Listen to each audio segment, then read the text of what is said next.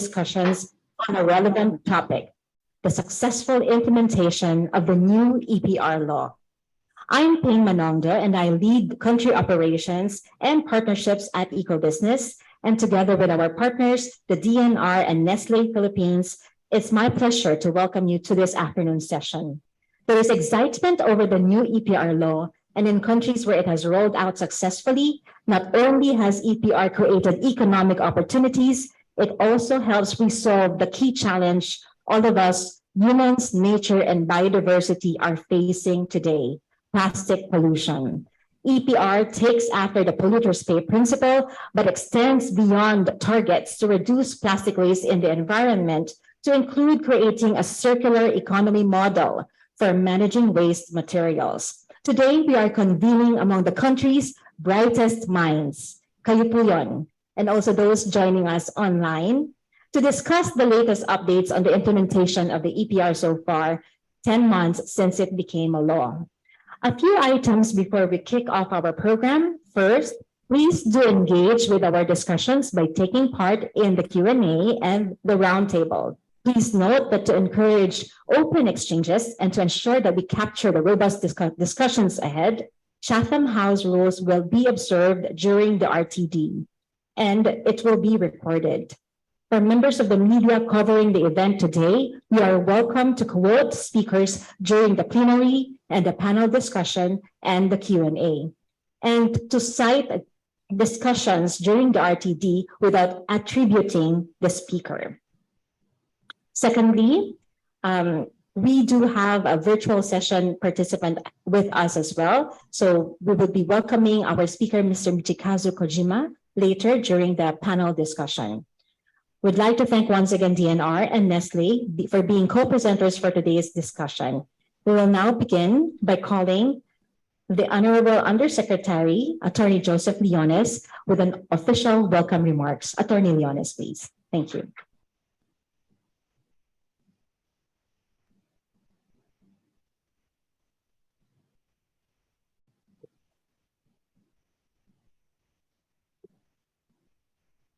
Honorable Secretary Maria Antonia Lulo-Loizaga, ma'am, to officials of the DENR, undersecretaries, assistant secretaries, directors, our friends from Nestle, Mr. Joey Uy, our friends from the Solid Waste Management Commission, Mr. Kiswen Lau, our friends, mga industries na sumusuporta sa implementation ng EPR, isang magandang hapon po sa inyo lahat.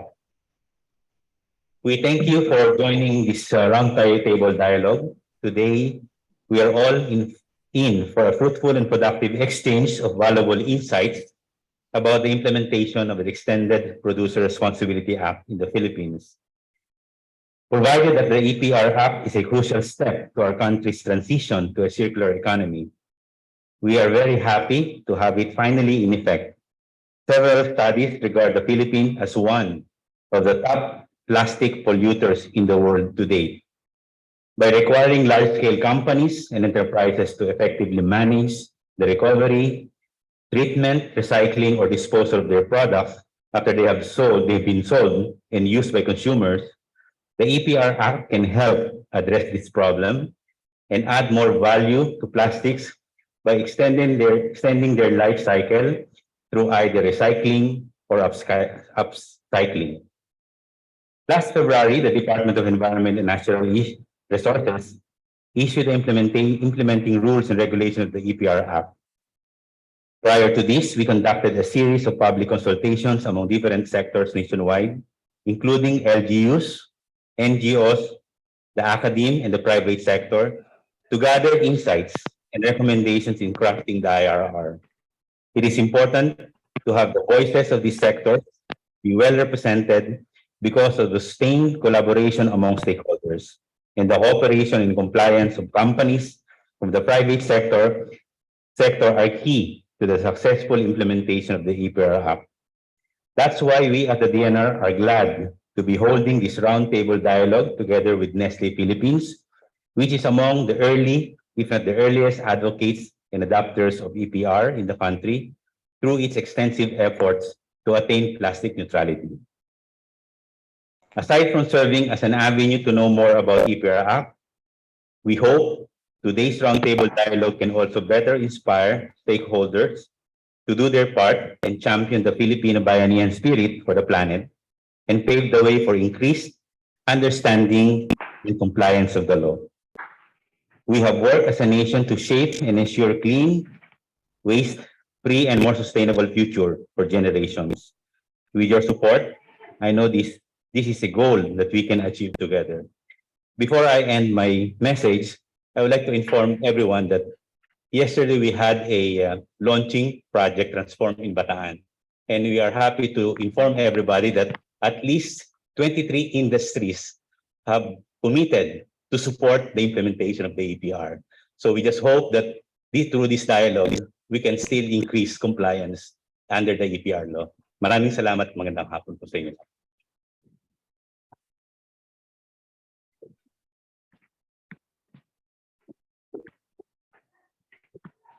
Thank you so much, Undersecretary Leones, for framing this afternoon's forum very well.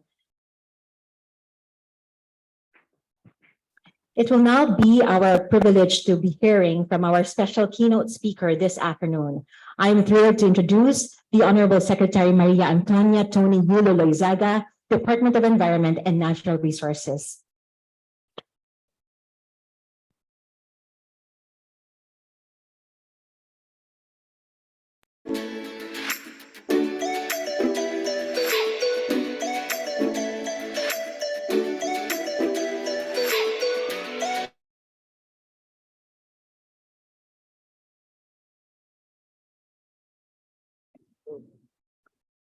Good afternoon. Thank you to everyone that has actually made time to join us this afternoon. Our special thanks, of course, to Nestle for being such a great partner in trying to organize this group. We look forward to a very fruitful afternoon. Before I begin, let me thank also the rest of the organizers who are wanting to, of course, contribute to this effort, especially to the DENR team for the collaboration with Nestle. And this gathering of senior regional experts, development partners, industry and policy leaders, as well as innovators and waste management ecosystem players is crucially important to the success of the implementation of EPR. We need to discuss and agree on key processes and products contributing to materials management, as well as strategic alliances that we need to enforce that will enable the country to stop packaging pollution by adopting a course towards a circular economy. As we all know, waste management has emerged as a significant global challenge, one of the most significant, in fact, and the magnitude of the problem requires collective action from all stakeholders. Waste management has links to public health, water, food, energy security, climate action, and disaster risk reduction. The medium-term target in the Philippine Plan of Action for Sustainable Consumption and Production states that there is a need to support industries and startups to develop alternative or substitute products with minimal residuals and longer utility. Secondly, to adopt and implement sustainability reporting guidelines for medium enterprises. Third, to undertake a third-party audit to monitor and verify sustainability reports of publicly listed companies. And fourth, to institutionalize EPR schemes for other waste streams, including e-waste and lighting products. Policy regulation for these identified actions will increase innovation and investment in green technologies and systems. That is our fervent hope to achieve efficient and equitable allocation of natural resources in our country.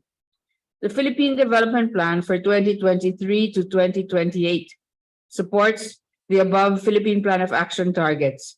Waste minimization shall involve ensuring compliance and steering behavioral change at the individual, household, and societal levels towards sustainable production and consumption practices.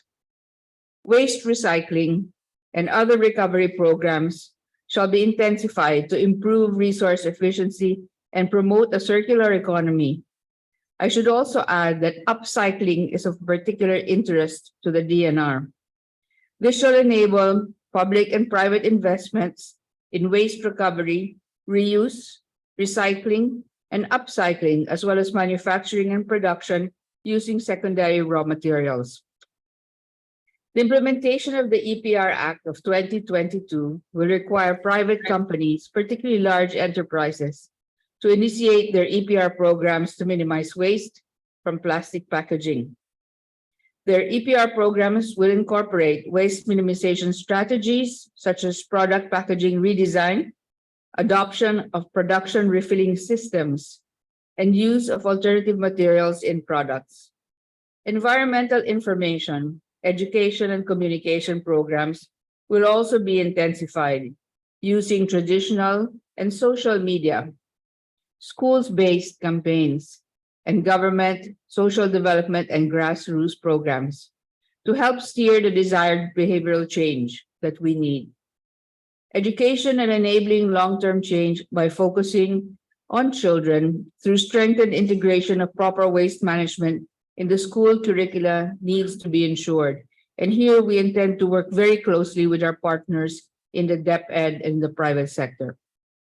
Republic Act 11898, or the Extended Producers Responsibility Act of 2022, is a good start and a wiser approach to waste reduction that allows environmental responsibility with the producers throughout the life cycle and improves the equity in the process of waste management all throughout. EPR is proven to address packaging collection and recycling meaningfully through various EPR schemes that require companies to pay for the collection, sorting, and recycling of their plastic packaging. It's important to have the voices of all sectors be well represented because the sustained collaboration among stakeholders and those impacted by these activities and the cooperation and compliance of companies from the private sector are key to the successful implementation of the EPR Act. We would like to state also that the informal waste sector also plays a strong role in waste collection and management in many parts of our country, being the backbone of the currently limited collection services and partly of recycling. A more holistic overall integration of the informal sector to the EPR system needs to be targeted. Economic incentives and social incentives may be established. Collection and sorting facilities from the informal sector may be transformed into formal activities and establishments. These can be duly registered and supported by the EPR system. The informal sector can also be integrated as business partners, such as NGO-supported micro-enterprises, franchises of formal waste management companies, operating local collection centers, and forming cooperatives and collectives. This social inclusion can be improved to develop alternative livelihoods and diversified livelihoods for our informal communities. As our planet continues to bear the weight of more than 7 billion tons of plastic, we need to come together as an alliance to ensure that the ecological and economic gains as individual companies and organizations are leveraged and magnified for the good of our people, our country, and our planet. We need to understand that the mismanagement of plastic waste and how long plastic recycling takes undermines our circularity and limits our opportunities. And this cuts across all those impact areas I mentioned in the beginning of this message. We can maximize the material value of plastics and unlock its full potential to help boost parts of the Philippine economy.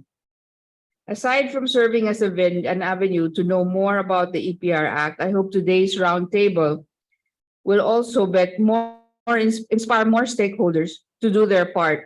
We need champions such as Nestle and all of you who are here today willing to commit to actually be part of the Filipino bayanihan spirit for the planet and this effort, and pave the way for increased understanding and compliance of the law.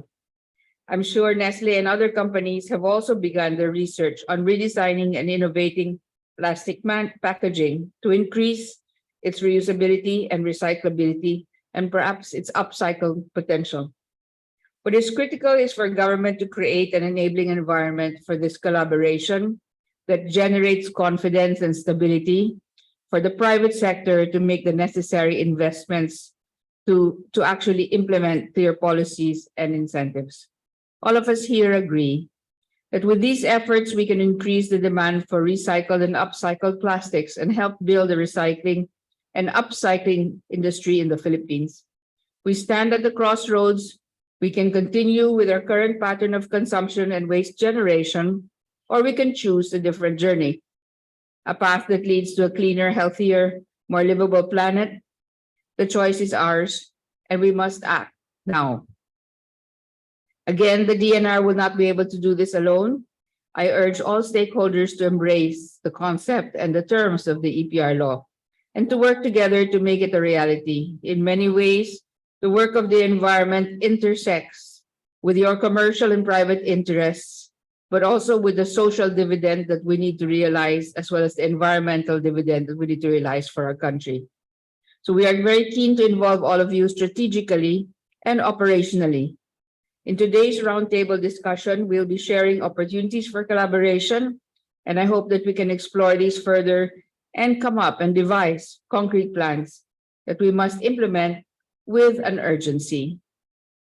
At the end of the day, what we aim to do is use plastic products to their full potential, but stop them from harming our communities and our planet. This involves chemistry, and here I refer to the science, but also to the building of these partnerships. And it can be done, and it can be done right. So thank you very much, and mabuhay.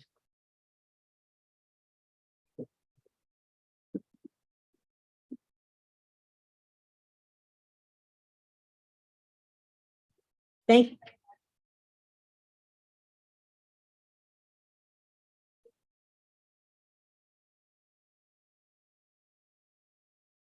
Thank you so much, Madam Secretary. We would like to call our panel speakers to please come to the stage for a photo opportunity with Madam Secretary.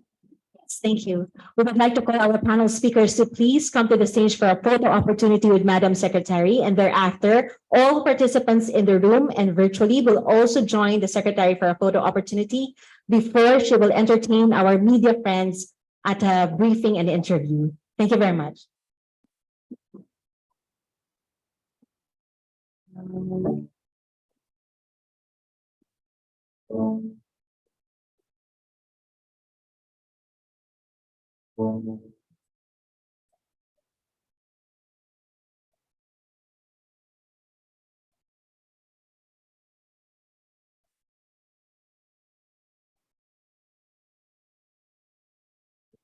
Okay. Thank you very much. Please join the. Please sign up.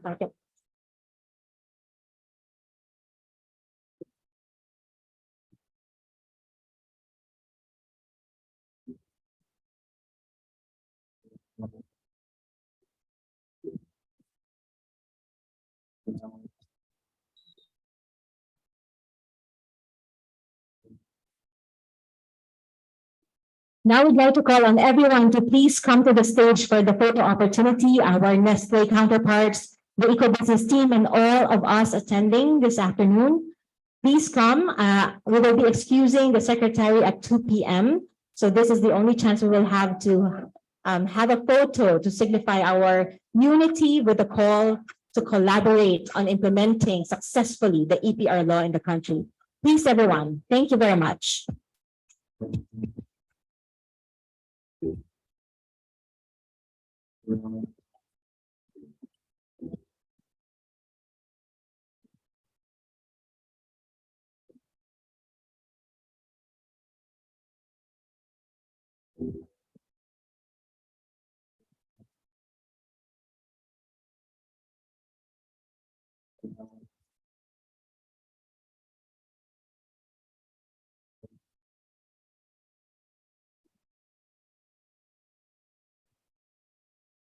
We are also taking photos with our virtual participants. So thank you so much for joining us.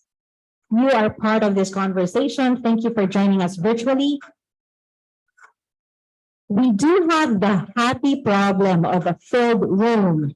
So not that we did not expect for the attendance, except that we were really warmly received when we invited, and the others have also invited colleagues to be interested in the conversation. At the virtual room, we're pleased to announce that we have 140 virtual participants tuned in as well. This is a very heartening turnout in support of the EPR law in the Philippines.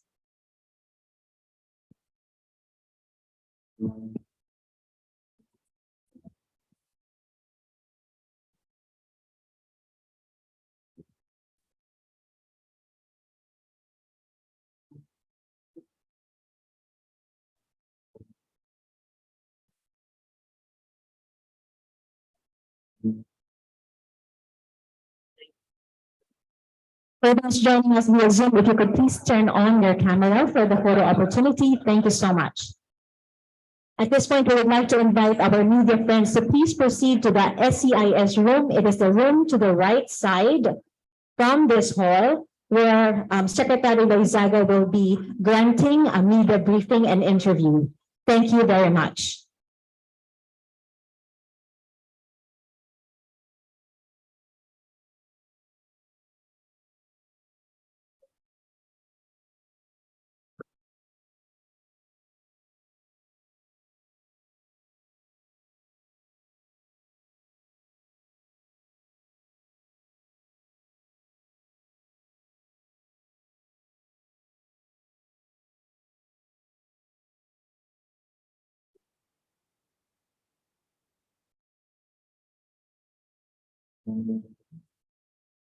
Thank you once again. Now we will proceed to the second part of our program this afternoon. It is my privilege to introduce and invite our panel discussants to join me on the stage. First, we will have Attorney Analisa Rebuel Tate, Undersecretary, Department of Environment and Natural Resources.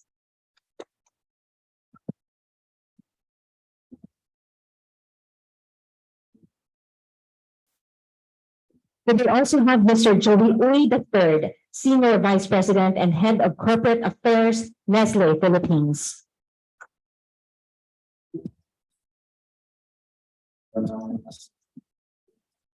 We also have this afternoon Mr. Crispian Lau, Vice Chairman, National Solid Waste Management Commission. And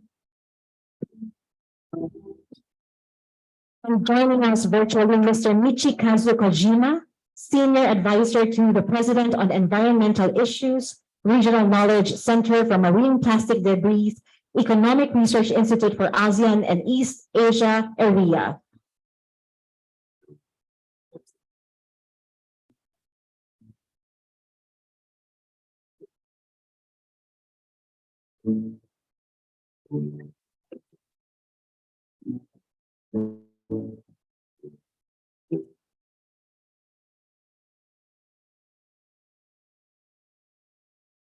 Okay, magandang hapon ulit sa ating lahat na narito ngayong hapon.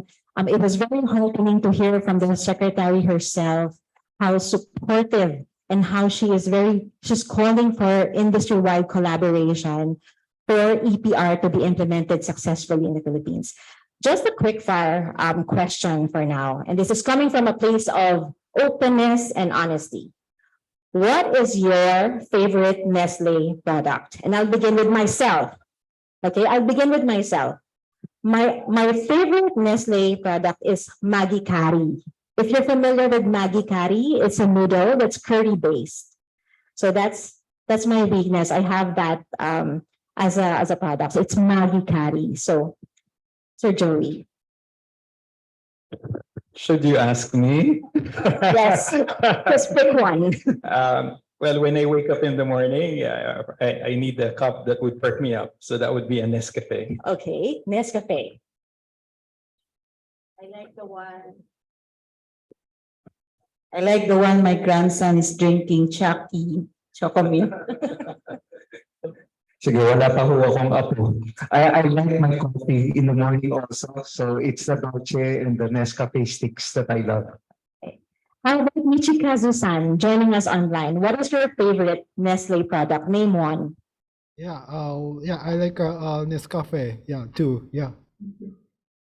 So I believe that I chose to frame the conversation this afternoon with that question, coming from a place of honesty, that we as consumers, we consume products. And now that we have policy regulations supportive of how we are able to enjoy consuming these products and minimizing, right? Minimizing the environmental or plastic footprint of these products. We believe it's an opportune time for us, all of us stakeholders, to really get involved. That being said, I turn to you, Yusek Analiza Revuelta. Writing on the keynote speech by Secretary Yulo Loizaga earlier, what are some of the lessons that can be gleaned within this early stage of the EPR being implemented in the country? Yusek Te. Thank you, Ping, for that question. Actually, when we were drafting the IRR for the EPR Act, one of the things that we realized is that number one, it is important to have the enabling policies in place. So the Secretary mentioned earlier about the Philippine Development Plan. We have also formulated a National Action Plan for sustainable consumption and production, where circular economy is a key element, and of course the National Action Plan to combat marine litter. So that's one. Another thing that we realized in the early stage of the implementation is that EMB, to be very honest, is not prepared to implement such complicated law. And EMB has already a lot on its plate, and now there's a new law that it has to again implement. So the Secretary already anticipated this gap, and she immediately directed us to form a project management team that will really focus on the EPR implementation, because you said, if you will ask the regular offices of the EMB, but of course it's still mainstream within the structure of EMB, so within the structure of the NEC and then the REC, so also our regional offices. Third, since the law was passed, I think December or last quarter of the year, it's not part of the regular appropriations of the government. But the EPR implementation requires a lot of resources, just to establish the EPR registry, to conduct the different database management, even the IEC campaign. So the Secretary also saw that gap, and therefore we immediately met with the development partners. We have TAP, UNDP, Asian Development Bank, and other development partners, UK, to support the EPR implementation. And we had several discussions already with them so that they can fill in the gaps of where the resources are needed. And then I think, of course, the one that was highlighted by the Secretary is the private sector participation. We really see that based on the data of EMB, right now, it's about 13% only of the universe of the obliged enterprises have actually registered. So we really need the support of the private sector to make sure that this law will be successfully implemented. So we need this kind of initiative by Nestle and the other private sector on their own actually have started their own initiatives even prior to the EPR Act. So the challenge is how we can sustain such initiatives, how we can strengthen our collaboration so that we can really address the different aspects of the implementation of the law. Thank you. Thank you so much, Yusek Te, for giving us an overview of where we are now. And I believe that earlier I mentioned that we have brought the brain power in the room to hopefully during the RTD surface some of the solutions that help plug the gaps. And thank you for coming from a place of honesty as well, that the EMB is actually reaching out for support, private sector development organizations to make this happen. If I may turn to you first, Joey, as one of the global leaders in the F&B industry, and Yusek Te now mentioning that the private sector, like Nestle, is really leading in the implementation. Could you share with us the collaboration so far between Nestle and the Department of Environment, Natural Resources, and even with communities in implementing EPR, and enhancing the circular economy approach in the Philippines? Yeah, thank you, Ping. Actually, you said it already, let me pick a word in your question, yung collaboration. I think that's the operative word. Actually, the mismanagement of plastic waste is a global issue. So everybody is at stake. So I think it is through collaboration wherein we will be able to find solutions to the problem that we face. It is this roundtable. This is already a collaborative effort wherein we bring policymakers, we bring business leaders, we bring government agencies, relevant government agencies, and the so-called global change makers. This is where we can actually put our, sabi mo nga, brain power, di ba? And this is where we have to discuss in the roundtable how we can advance and transition to accelerate circularity. Because we know that circularity, the biggest problem of circularity is infrastructure. Kasi sabi nga circularity, we need a 360-degree approach. If you think about it, circular nga sabi. And without infrastructure, the issue will remain there. Because if you do not have infrastructure, and even if you convert your packaging to be designed for recycling, without the right infrastructure, that's the only time, or with the right infrastructure, that's the only time that you can claim that you are recyclable, right? So that's very, very important. Thank you so much, Joey. Riding on that, Crispian, I've met Crispian 5-6 years ago. We were also starting the conversations on circularity back then. Infrastructure. What would it take for the Philippines to have the right infrastructure to support a circular economy approach? Yeah, I'll pick from what you said, the right infrastructure, right? Technology is available globally to address the plastic waste. The bigger question is that what type of technology is applicable for us in this country? What type of technology supports a recovery system that is dominated by the informal waste sector? You see, when you look at technology, first, you have to recover the waste. And as the secretary mentioned, we have to focus on recovery, focus on the resources we have now, rather than reinventing everything and following what other developed countries has done.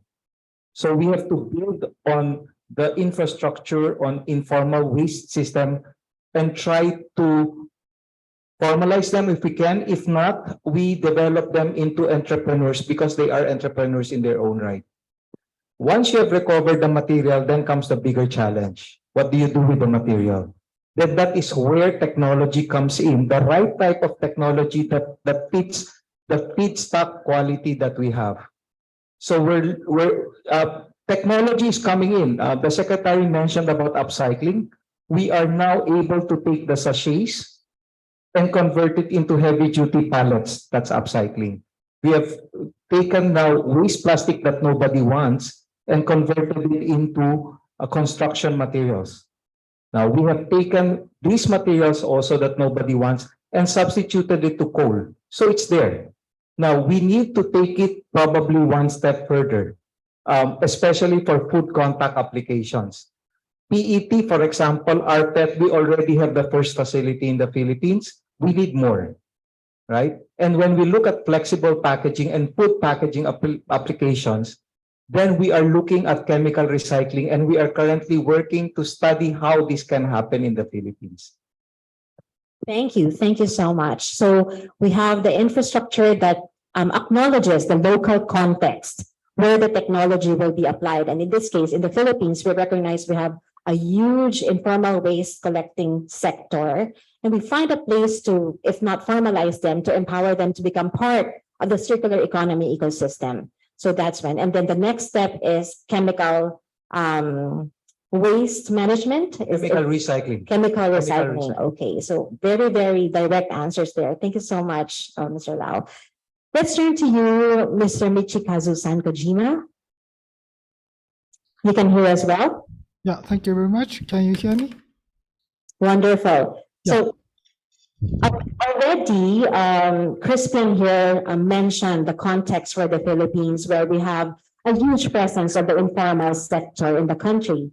What do you think is needed for local communities to improve plastic waste collection and recycling efforts? Yeah, I would like to share that kind of experience in Japan. Some industries investing in chemical recycling of plastics in Japan. Although the waste to oil fish, factories was not so good in 2000, but some other chemical, some industries invest in producing ammonia, like a chemical industry invested in producing ammonia from various plastic waste. In addition, steel industry use plastic waste as reducing agent in the process of blast furnace of steel production. So such kind of the technologies, Japanese companies invest in the recycling plastics. In addition, we also government also support a kind of a development of the industrial standards for recycled products. Some of the kind of the recycled products may not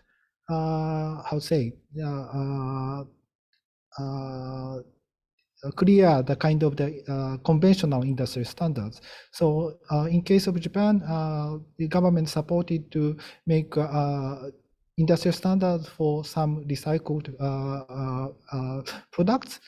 For example, we have a kind of PVC pipe kind of the standards for made from the plastic waste. I mean, the outer and the inner layer are made from the virgin plastics, but the core between the inner and outer layer are made from plastic waste. So the water is not touch on the kind of the waste, plastic waste. So such kind of standards are developed by Japan. So I think it is very important to create such kind of standard and use such kind of standard in the public procurement or private companies kind of investment. Yeah, so that's my comment. Thank you, Michikazu-san, for that. So I'm seeing that it's the entire process of procurement, use of material, and then disposal, or at the same time, maximizing the life of the material, as Secretary Loizaga mentioned earlier during keynote, but perhaps would close the loop in the plastic problem that we're all experiencing right now. So if I could turn to you again, Joey. So Nestle, as an early adopter of the EPR, I'm sure there had been pain points that you had experienced. Could you share it with us right now? We also have food industry representatives in the audience. Share with us your pain points and how are you able to sort of handle or manage these pain points? Okay, let me think how to answer that. The pain points, no. First of all, we were very supportive of the EPR. One, because we believe in the purpose and the objectives, no. And I think we were fortunate, and I'll be very honest, no. We are very fortunate because of our scale and our size, no, and we know that our action really matters and that we can move the needle. We had to leverage on that. That's why even before the EPR lapsed into law last year, we were already compliant. 100% plastic neutrality na po kami. No, and I think that's one of the initiatives that's our banner program actually, no. But we had also other initiatives. But the pain point, to answer your pain point, which I alluded to earlier on, was really infrastructure. Kasi while we committed, no, we had this roadmap. No, we declared globally in 2018. We made a big bold move that we said that we will be net zero by 2050. We will achieve that by 2050, and we had milestones. Sabi namin by 2025, we will convert or transition all our 100%. We remain committed that 100% of our packaging will be designed for recycling. But the pain point that we're worried is that if there is no infrastructure, even if we design our packaging for recycling, only if there is the right infrastructure that we can claim recyclability. So it really defeats the purpose of just converting or designing for recycling if there is no infrastructure. That is very key to circularity. sabi nga ni Yusek Pe in one of her talks in one of some forums that I attended, she said, circularity is not new in the Philippines. We have it. Sabi nga ni Secretary, informal collectors. Meron na ho because there is an infrastructure. Alam natin yung tinatawag na bote, dyaryo at garapa, di ba? Because there is money out of it. But plastic packaging, without the infrastructure, without any incentive, even in our LGUs, even if you have AO 9003, MRFs, without the right infrastructure or the right program, nobody will be interested in sorting, segregating, and collecting and upcycling. So we really need to develop that in order to get the circularity going. I think that's very critical. No? Then people will become interested in it. Kaya nga may informal na segregate at na-sort na nila. So if we establish that, then it will automatically come in. Even the behavior of consumers will automatically change.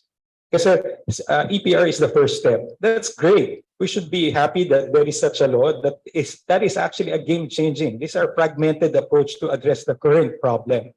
No? But it is an interim action. The solution really is circularity, and that's where we should head towards. Yeah. Yusek Te, it seems appropriate for me to ask, what could the Department of Environment and Natural Resources help to support, create that right infrastructure for the country's circularity to happen? Well, there are three items that we need to put in place. No, one is, of course, a good governance. This law requires clear policy targets. There are there are also set targets under the law, and there should be established metrics so that we can verify really the accomplishments, no, and really ensure that we comply with the provisions of the law. The second aspect is on the financial flows. We need to ensure that support to the informal sectors are provided or is provided, and the infrastructure, the resources needed to establish those infrastructure for circularity is also put in place. The capacity development needs to be supported also. The incentives that need to be promoted, and also the fines and penalties that have to be imposed to sustain the system. So it has to be put in place also. And of course, the organization and operationalization. RA 9003 requirements regarding segregation, sorting, recycling have to be still implemented. And I think crucial to those three items is transparency and accountability. And those are the things that we need to mobilize, no, on the part of the government so that we can support really our long-term goal of achieving circularity. So the operative term is mobilize, it seems. The models are already there. Speaking of which, Crispin, as you have observed, for example, the circular economy for other ASEAN countries, do you have some bright spots to share, like what other countries have already done successfully that we can easily embrace and adopt in the Philippines? When you look at circularity, no, there's a lot of good circularity stories globally. Japan, for example, Kojima-san is there, is a perfect example of how you can balance consumption with proper waste management, proper circularity in your products. I think what is important for us is to focus on what we can do locally to make it happen. We cannot wait 50 years before we implement our goal of zero waste to nature, either 2030 or 2040. It has to be done now. And I think that the policy infrastructure is here to help us put those together. RA 9003 has a clear mandate of segregation at source, segregated collection, and this actually will benefit a recovery system with the proper infrastructure at the end of the line. Now, when you look at EPR, what makes EPR unique in the Philippines is that it was designed to be totally different from EPR models globally, because it aims to integrate the informal system or the system that we have already across the 7,600 islands, across the 1,600 LGUs that you have to deal with. What's critical to make this happen, I believe, is the proper incentives. Now, if we talk of circularity, we need to put recycled content back into our products. Now, the question now is that who will invest in infrastructure, right? But before somebody invests in this infrastructure, there should be security that if I put my money there from a business point of view, okay, there's recovery of investment and there is an offtake from the market. So how do you initiate that? Yeah, Yusek mentioned about incentives that is already embedded in RA 11898. The proper incentives given to reduction, use of recycled content would be a game changer. Okay, you would see what it has happened already. This is nothing new. The setup of our RPET facility in the Philippines is a perfect example. It was an advanced setup of a facility to comply with EPR law. Right now, what we need to give now is for them to get more incentives so they might buy more recycled materials. So, and then that creates the whole economy. Yeah, Yusek mentioned about penalties. Okay, we need to penalize, but I think the better approach would be more on the carrot, on the incentives to drive the economy towards full circularity in this country. Very good, very well said. So we talk about the carrot and the sticks and however we want to engage with it. Hopefully, as we are catching this at the start of a wonderful and environmentally positive law, we would be taking advantage of the economic opportunities that there can be from the circular economy. But coming to Kojima, to Michikazu, how have you been able to, in Japan, engage with the general consuming public, the consumers themselves, to also have a behavioral change?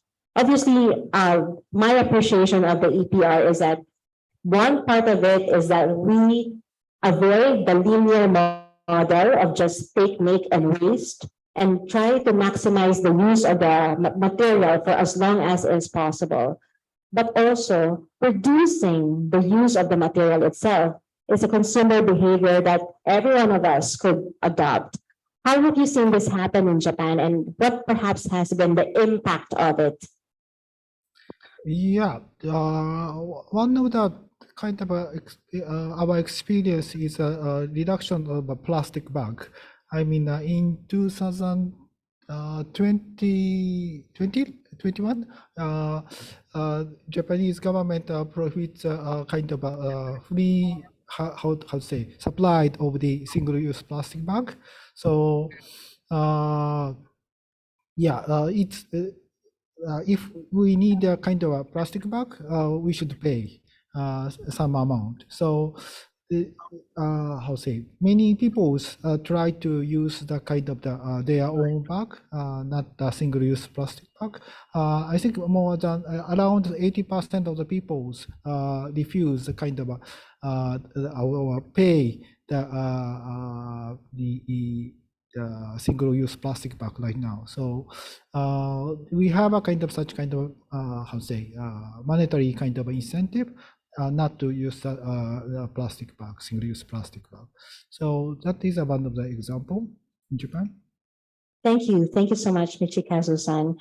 We also know of supermarkets, for example, that they will install trackers on the plastic bag that every time, or not the plastic bag, but the bag, that every time you use the same bag, you get like a rewards point, like a happy rewards point, but this time it's on the bag. So there are a lot of innovative ideas. But coming to you, Joey, what are some of the innovative ideas that Nestle has championed so far? One of which is our secondary packaging. Normally, our products are in sachets, no? Let's say like Milo or Nescafe. We took out the secondary plastic and we used paper bands. So that reduces our footprint on virgin plastics. And then second one is that we call the term lightweighting. That means that our packaging, let's say one sachet is, let's say for the sake of discussion, 10 centimeters, we've reduced it to 8. So we've optimized it so that there is no unnecessary wastage in terms of packaging materials. No, another is let's say we were the first FMCG also that converted our straws. You know, when you buy Chucky, I don't know if your children or you yourselves noticed, we use paper straw already. No, we were the first. It was a painful process also because a lot of complaints from consumers that we had to bite the bullet and we had to constantly improve the straw that it will not disintegrate when you put it in liquid. So now it's doing well and the children has acclimatized to it. They've adapted to it. And so we're very happy also. And we put there also in our packaging that, this is your share in helping and protecting the environment. No?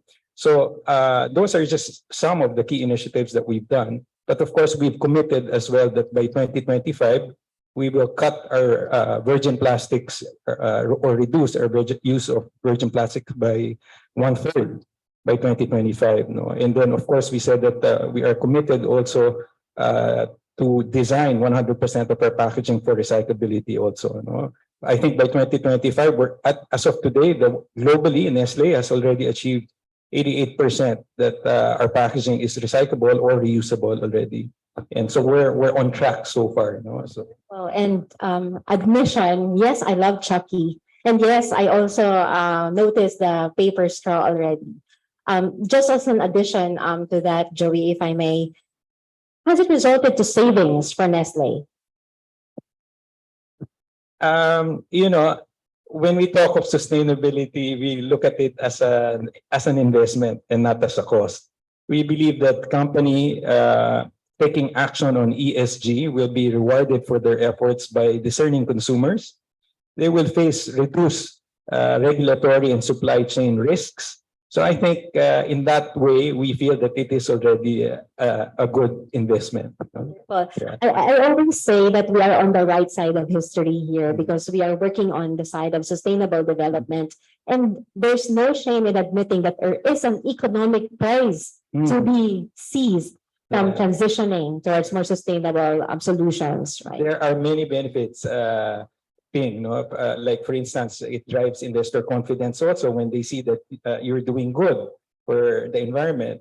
There is also such a thing as employee attraction. No, so it affects a lot of myriad of stakeholders when you really take action on ESG. Yeah. Okay, wonderful. Thank you. Crispin, also just widening the lens a little bit. What do you think is the economic opportunity for the Philippines? There are 7 billion tons of plastic, not just in the Philippines, but in the planet today. Third largest plastic polluter in the world. Let's convert that into opportunity. But the question is how? Well, we might not agree with the figures, no, because the science tells us something different. But just the same, we have a problem. And there is every time there's a problem, there are opportunities. You're looking at the potential from our calculations in the recycling and recovery infrastructure of a minimum of 15.1 billion pesos. You're looking into a possibility of generating 5,000 to 7,000 green jobs in the recovery and recycling infrastructure. We're looking into a 5.2 billion peso that can benefit the existing waste system through EPR. So all things can fall into place. No? I do understand that there is a lot of movement away from the material.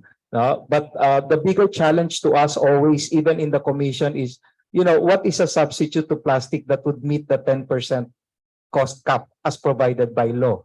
I salute Nestle for doing it with the straw. It's more than 10% for sure.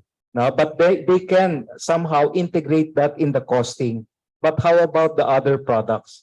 So again, I think it's important for us to develop a circular model regardless of material type. Whatever products or materials we put in the market, we have to ensure circularity. It's not just about plastics. No? Coming from the recycling industry, we have to focus on increasing recycling rates of plastics and other products like glass, metals, paper. Aluminum too. And Joey, just quickly coming back to you. Obviously, it did not sacrifice the quality of the food, the hygiene aspect of the food packaging when you reduce the layer of plastic in your packaging. That is right to say, right? Yeah, we didn't actually reduce, we lightweighted, no, but we will, what we will do is actually shift from multi-material to monomaterial so that it will be designed for recycling. But of course, we're investing, the company committed to invest in a fund that would help transition us from reducing the use of virgin plastics towards food-grade recyclable plastic packaging. That's the thrust of the company today, because that's very important, that we are able to have that circularity that Crispian was talking about, that if you recycle plastic, part of the recycled material can be used in food grade recycled packaging also. So that's the thrust that we're working on. And we're open to work with the international community, the researchers, innovators out there to work with us in coming up with a more scalable and more affordable food grade recycled material plastic for packaging. Yep. Right, wonderful. Yusek Te and Michikazu-san, so having heard all the challenges, at the same time, the opportunity, what do you think are the next urgent steps for the Philippines to take in the next 6 months to 1 year to really be able to implement the EPR successfully? I'll start with Yusek Te first, and then Michikazu-san, please weigh in. I will be faithful with what are provided under the law. No? So first, we need to set the manner for determining the compliance, because under the EPR law, you have to already measure the recovery of waste of the plastic product footprint generated by 2023. 20%, and then to 2028, 80%. And the first time that we will do the compliance is in January 2024. So we have to start establishing the manner how we will compute that. Second is we need to already establish the compliance auditing manual and accreditation system. Under the law, we need to establish this by September 2023. We also need to submit the EPR compliance. There will already be a requirement regarding submission of the EPR compliance audit report. So we have to design how the report should be properly generated, and it's required by July 2024. And also within 1 year from the EPR law effectivity, we are required to already assess the volume or the footprint of the other generated waste. No? So these are the immediate next steps that we have to do. That's why we are also setting up accordingly our organization so that we can comply with all these immediate next steps that we need to deliver under the law. Thank you very much. Michikazu?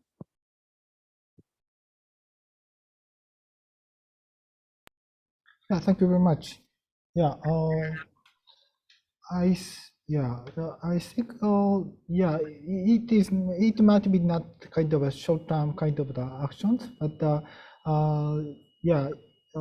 you should consider the kind of two challenges. The one is a kind of the logistics. I mean, in near the Metro Manila, you have a lot of recycling factories, but not in some kind of islands. In other islands, so they do not have much kind of recycling facilities. So you have a kind of a issue of that how to transport and who bear the cost of transportation of the recycled waste to the recycling facilities. So such kind of the logistics is one of the kind of a challenge in the Philippines. Yeah, that is my impression. So you should consider it's a little bit long term. Probably the recycling rate is the mandatory recycling rate is low. Then it is okay. But in the future, maybe you need a kind of the collection from other islands. So you should consider such kind of logistics about collecting this plastic waste from other islands. That is my impression. Thank you, Michikazu-san.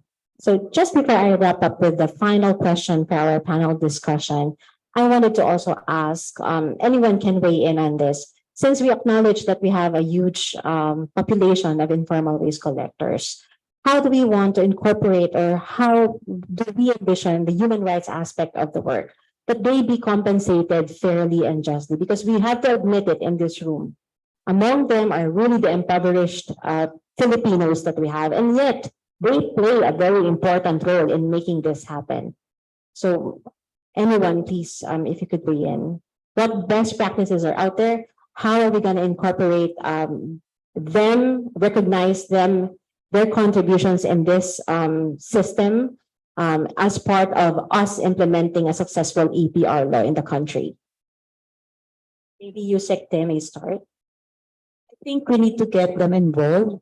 And the local government units have a very important important role to play in this, so that we can make sure that there is a just transition, so to speak, now on how we will convert this waste management into a more a viable option, even for the informal sectors. And therefore, key would be really a behavioral change campaign, a value formation change campaign, really, so as we can get everybody on board in pushing for circularity.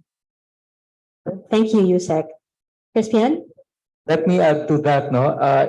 In the National Solid Waste Management Framework that was developed by the National Solid Waste Management Commission, caring for the vulnerable groups is one of the key pillars there. And in the informal waste sector is a key component of solid waste management. And we need to ensure to continually protect them. And we're getting better. You see, if you look at the informal waste sector before, maybe for those who are my age, 20, 30 years ago, alam natin to, no? Where are the waste pickers? They're in the dump sites. They're picking from the dump sites. Now, this government has already successfully taken them out of the dump sites, and they are now collecting where they can collect in a better conditions, in better environments. Now, EPR is meant now to valorize the waste. Valorizing or creating value from the waste that we have. Now, before they will only pick bote, jaryo, rigid plastic, that's it. Now, you are now with EPR, because EPR is on flexibles and rigids. What they did not want to take before, they can now take, and it poses an additional earning capability for them. So what we need to do is to open up our doors, you know, for us in the households, in the communities, in the villages, open up your doors so that the informal sector, hindi sila nagkakalkal ng basura. Instead of sifting through your waste, no, they will now get the waste from the households. And paleros, for example, the garbage haulers. You know, sometimes we get frustrated when we segregate at home, and then it seems like the garbage hauler collects your waste and mixes it together. I'll tell you honestly, they don't. Whatever is valuable there, they will put in a sack, and it will be dropped off before it goes to the landfill and sold. So that's part of the economy of recycling in the Philippines. And these are things that we need to harness. I think we have taken steps, and I think with EPR now, there would be more opportunities for the pickers to have more from the waste that they are looking at right now. Joey, would you like to share thoughts? Yeah, very quickly. For us, I guess, as a company, part of our corporate principles are actually to ensure the safety of our suppliers or collaborators or partners. Now, we want to ensure that, let's say that if we work with third parties on collection, that there is no child labor, that they have the right, paid the right salary, or aside from child labor, of course, that they have the right safety gear. So that we want to ensure as well that every value, every part of the value chain or the supply chain is actually compliant to our corporate principles. Yeah. Very good to highlight, Joey. But how do you actually do it? If I may just, dive deeper into that. Do you actually have your suppliers comply to, metrics that are if they don't comply, then they cannot renew their. Actually, that's part of our sourcing responsibility. Yeah. So we want to source responsibly. Even our raw materials, they should be compliant. No, let's say like cocoa, we have a cocoa plan. Like in South Africa, we want to make sure that no child labor is actually being done. No, it has to be in compliant as well. No, so there are, in fact, even for our coffee, our local coffee buying, let's say in Mindanao, no, we want to make sure that they are within our regenerative agricultural key parameters as well, no, that they practice those KPIs to ensure that we are sourced responsibly also. Yeah. Thank you very much. 12 years ago, before I moved to Baguio City, I lived in Marikina City. And I must say that there's really a different context. In Marikina, segregation was just about new at that time. I remember clearly that Quezon City also championed it. But in Baguio City, when I moved there 12 years ago, ibinalik po sa akin ang basura na hindi ko na segregate. So that's how strict Baguio City is as well. And I have maintained that attitude since then kasi nagulat ako na bumalik yung basura sa akin. So they even know that I was the one who threw it without segregating. This is really a moment of learning for me. And I guess what I'm saying here is that there's a whole wide range of stakeholders that we need to engage. Consumers who will prepare segregated waste for our collectors and the paleros not to mix it up when they load it on the trucks, right? So that they make it all the way to the recycling facility. I wish it was just as easy as that, but we're an archipelago, so there's still a lot of engagements that I'm seeing that should happen here. But in your experience in Japan, Michikazu-san, how did you connect the dots from the households to the waste collectors, all the way to the recycling infrastructure?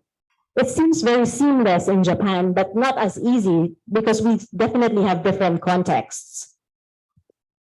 Yeah, under the kind of the our EPR law on package and container waste, basically the local governments collect the plastic waste and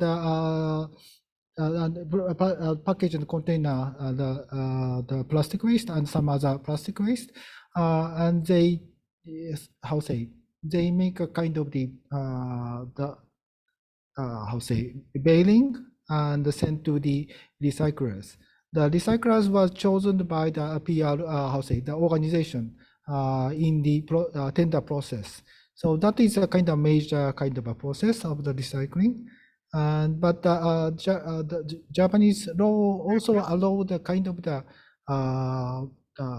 flexibility of the local government and producers. So local government sometimes some specific local government can determine the kind of the factories, recycling factories. It is also allowed, and also the some producers of the plastics. For example, the styrofoam tray for sushi and sashimi. The companies have a kind of a recycling program, so they deliver the new tray to the supermarket or shops. Then they collect the kind of a waste tray from the shops, and the consumers dispose the tray after they wash it and bring it to the supermarket or shops when they buy something in the supermarket or shops. So such kind of recycling process, collection mechanism also work in Japan. Thank you so much, Michikazu-san. I just want to have a feel for the energy in the room as well. And just to advise everyone that we will be wrapping up our panel discussion with one final question, after which we will pause for a 10-minute break, and then we will go directly to our roundtable discussions. Also to announce that from 140 participants virtually, we now have 139 participants today. So this is really a discussion that we are all invested in, and I can really say congratulations to all of us for investing the time. So having said that, to our dear panelists here, some parting shots Yusekte, we can start with you, then Joey, and then Christian, and then Michikazu-san, on how the Filipinos can move forward with EPR law implementation.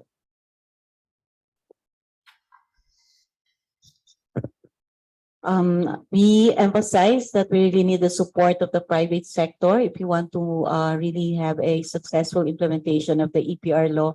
The EPR law is in support to RA 9003, so it's really still very important that we will be able to implement effectively RA 9003, and it really requires a lot of support, cooperation, and transformative actions, so that we will be able to achieve what we want for a more sustainable country. For me, I just reiterate that we should look at it as an investment and not as a cost. As mentioned earlier, that we believe that if we act upon it, we will be rewarded for our efforts by discerning consumers and even face less or reduce regulatory and even supply chain risk in our operations. I think for us, I think it's really, if we look at it, the objective really is to have a waste-free future, for our country and the world, in fact. So we should do our share. Kasi nga, nakakahiya nga, Ping, di ba? I don't know if some of you have seen the articles. I think Washington Post said that we are one of the highest polluters in the world, probably in the top 3. And I think we owe it to ourselves if we want to open up the Philippines and really make it a conducive investment and see that we have to address this issue to have a more greener and cleaner Philippines. Thank you. Yeah, Ping. I just came from a regional dialogue, policy dialogue on marine plastics. The eyes of the global south and the world is looking at the Philippines on how we will implement our EPR. It is, EPR laws are not new to other Asian countries, but in terms of execution, we will be much, much ahead of them with the timeline set forth by the law. Let me speak as part of the commission and part of private sector. The private sector has learned a lot of lessons over the years. Now, Nestle is a perfect example. They have tried plastic neutrality. It wasn't easy, but they have already done it and they know how to do it. Industry has extended their hand to government. We will help each other. Pagtutulungan natin to, no?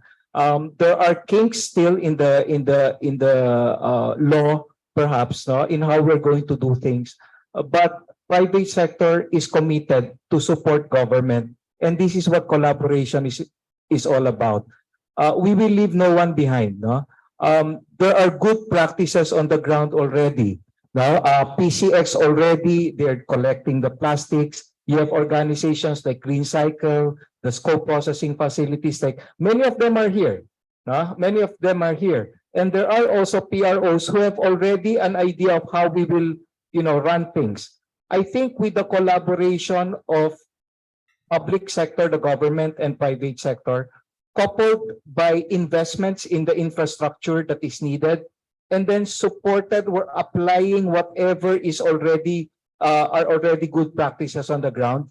I have confidence. I will be bold enough to say that we are confident that we can get EPR working as long as we put our hands together and help each other. Wow, that's very heartening to know, Kristen. Maybe we should clap to that.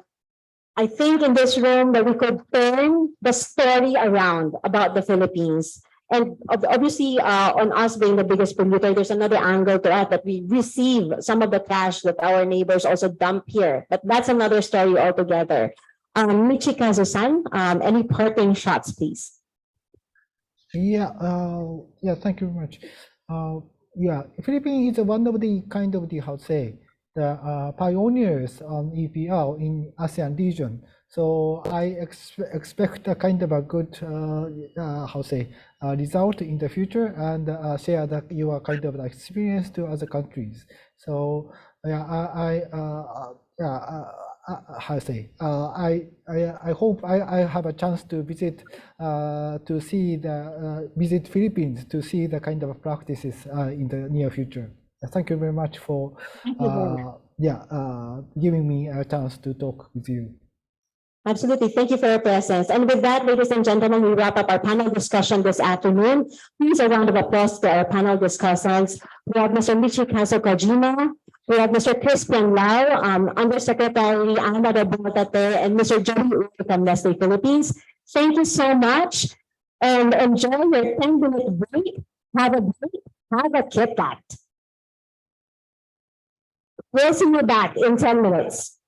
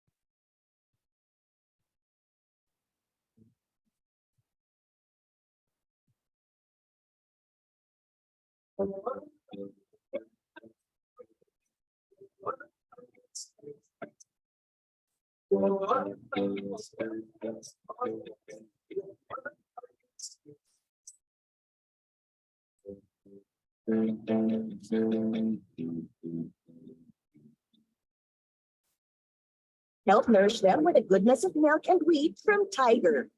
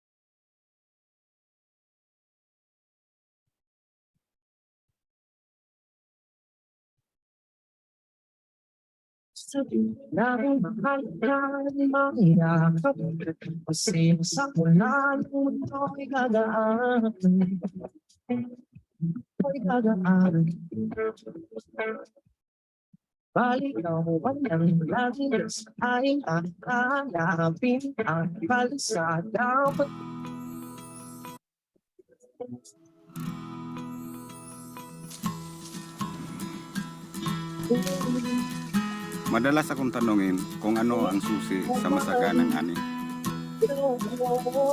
Kako, malusog na lupa.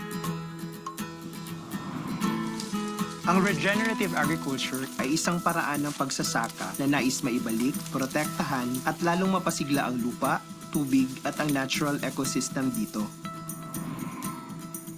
Every time a farmer harvest, kinukuha ng tanim ang mga important nutrients sa lupa. At pag hindi natin to ibalik, makakaapekto ito sa susunod na harvest. Mayroon pa bang agriculture kung ang lupa mismo patay na? Ni damo hindi natutubo. Wala na. Maraming practices ang regenerative agriculture na tumutulong ma-improve ang soil health at biodiversity. But in Nestle, we teach 4 common practices of regenerative agriculture. There is composting, intercropping, agroforestry, and cover crops. Ako, nag-innovate ako sa composting. Ang ginagawa ko, yung lahat ng mga tuyong dahon, ini-sprayhan ko na lang siya ng EM solution. Mas lalo siyang nakakatulong na ma-enhance yung paglaki ng mga ugat. Ito yung intercropping setup namin. Kaya ako nagtanim ng abaca. Kasi yung kape, once a year lang siya ang harvest season. Pero ang abaca, pwede ako mag-harvest anytime. Yung agroforestry, mas baon yung ugat niya sa lupa. Hindi lang soil erosion ang kaya niyang pigilan, maski landslide. Ang cover crops, nagsisilbing proteksyon at tumutulong sa pagtaba ng lupa dito. Yung dalawa, yung agroforestry at saka cover cropping, same goal lang sila.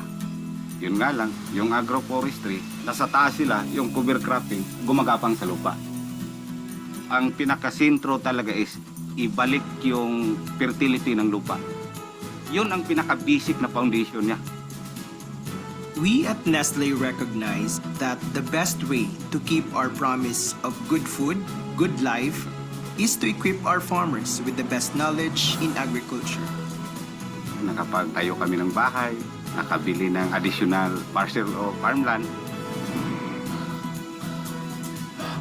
Wala akong kahit isang pulgadang pagsisisi.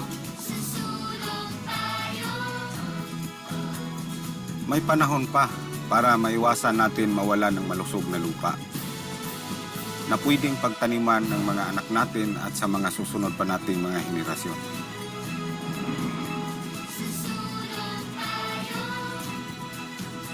Sana sa mga kapwa ko magsasaka, alagaan natin ang ating mga lupa para alagaan din tayo nito pabalik.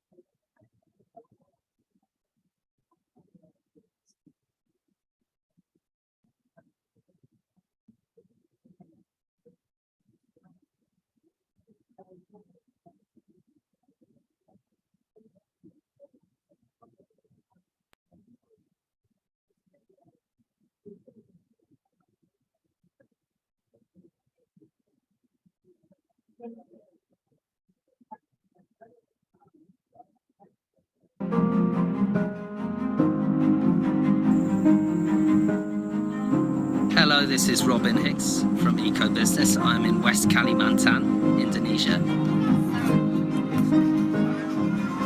Hello and welcome to the annual meeting of the new champions here in Tianjin in China.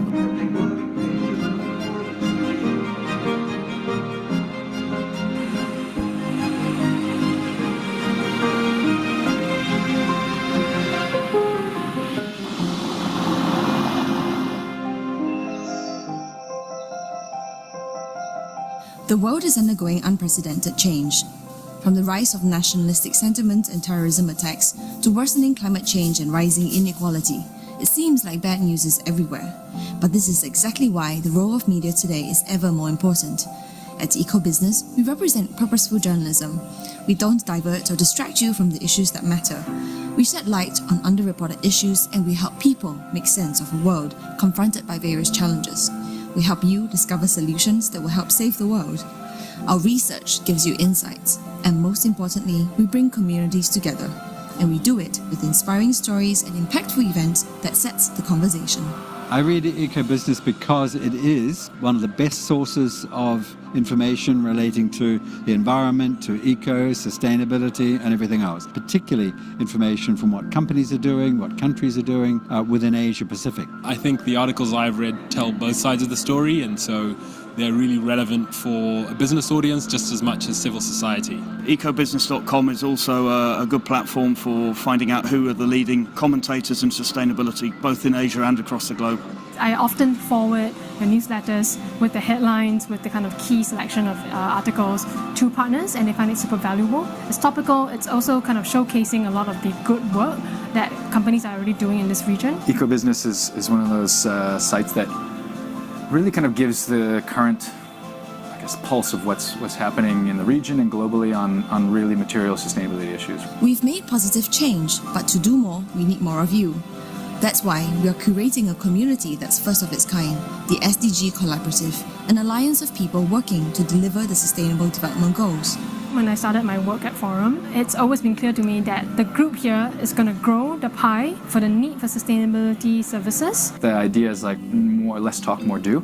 Normally when you collaborate, on the other end of collaboration is something of an outcome. Even if it's a small win towards a large goal, I think that's the thing, is like really focusing on these next. What do we need to create change for a better world? Leadership. Compassion. Respect. Awareness. Participation. Consideration. Courage. Positivity. Collaboration. Empathy. Vision. Love. We invite you to be involved. Be engaged, join the conversation, read us, share our stories, make a difference, and let's create a better world.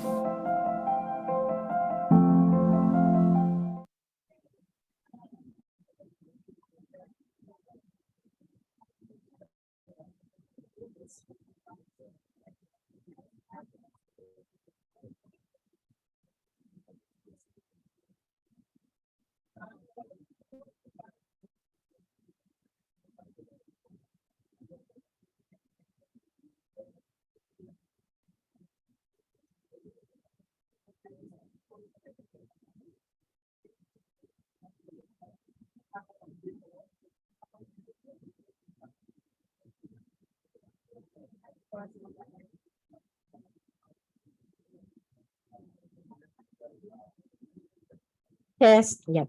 Okay, maraming salamat po. Thank you so much for the lively exchange that I'm seeing in the room right now, and also to our virtual participants who are continuously engaging with us in this afternoon. If I may invite everyone to please take your seats, we will now start with our roundtable discussion.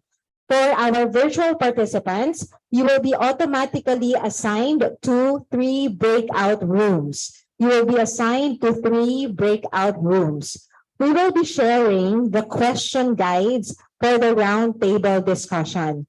Please do participate in whichever, or share your thoughts in whichever aspects of the RTDs or topics of the RTDs that we are hosting and facilitating this afternoon, be it in collaboration, integration, compliance, and the other one is innovate or innovation. So there are 3 RTDs, but for the virtual room, please feel free to weigh in on any of these topics, as you will be assigned to 3 breakout rooms randomly.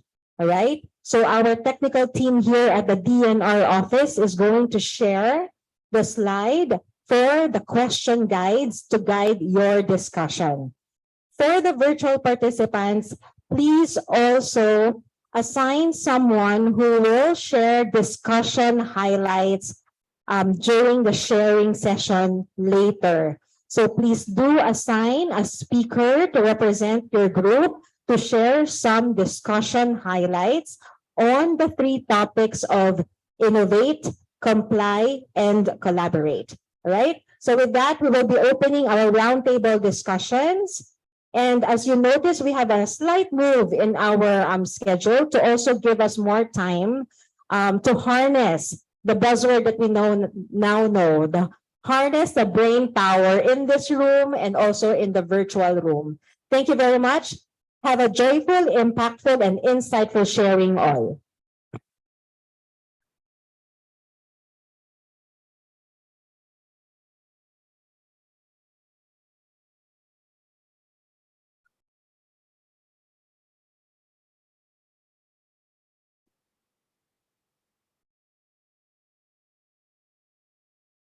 And it's really me to show.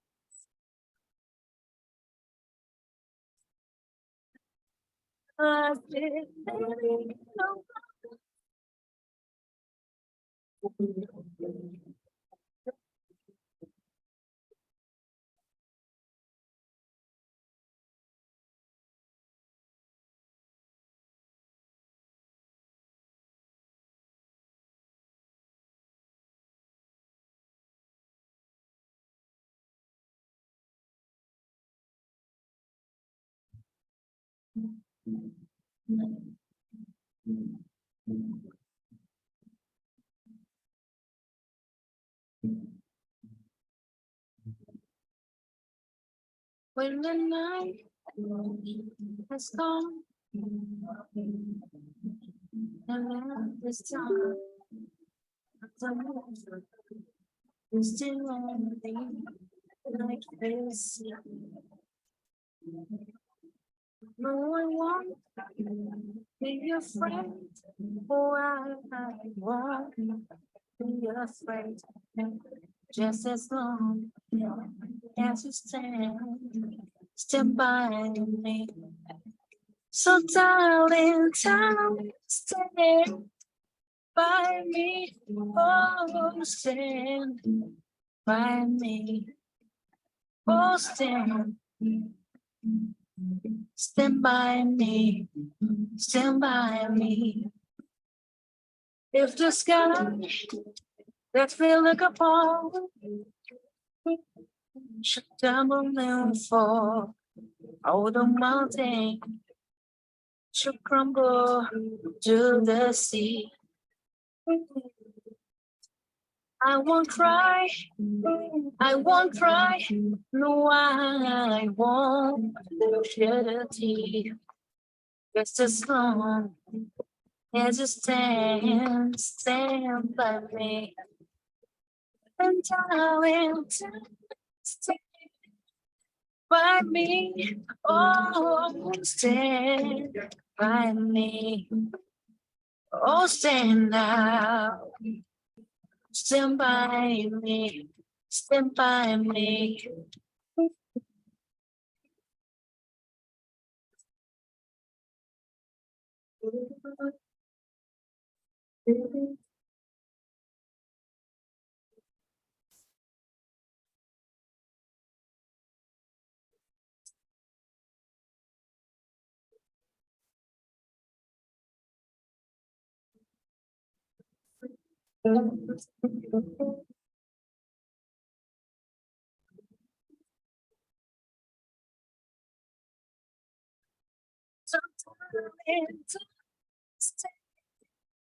By me, oh, stand by me, oh, stand now, stand by me, stand by me whenever you're in trouble. Stand by me.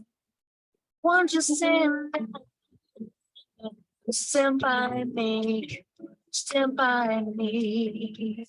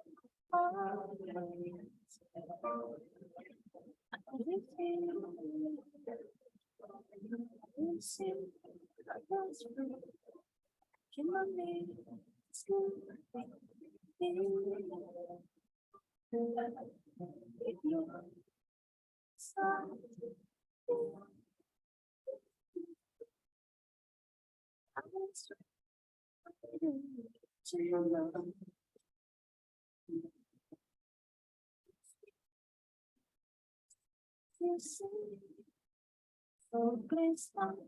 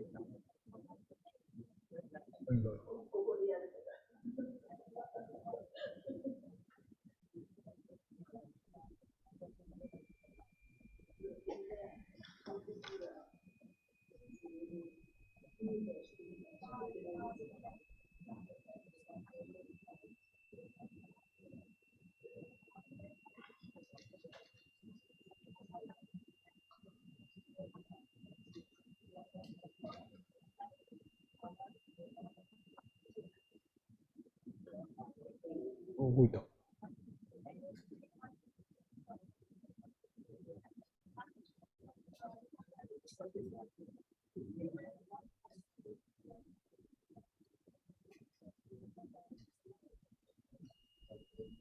誰か司会やってるんですか？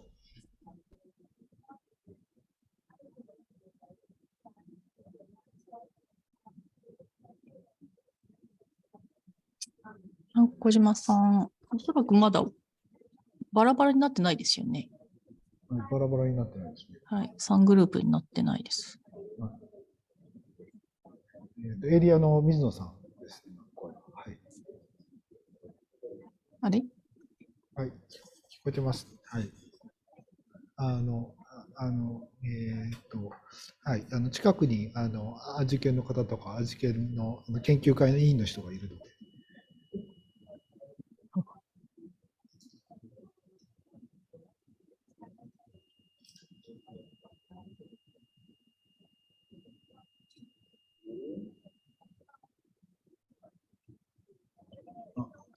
レイクアウトルームアサインすると言ってますね。84名に減ってるから、アサインされてて、今アサインしてるんです。いや、多分、普通に参加者が減ってるだけだと思います。なんか、ルーム2に入った人がいます。今、割り当ててるんだと。多分、そうか、そういうことですね、多分。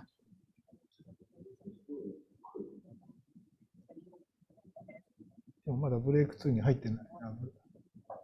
私は3のはずなんです。小島さん、ちなみにどこのお部屋ですか？1だったような気がします。1だった、そうなんです。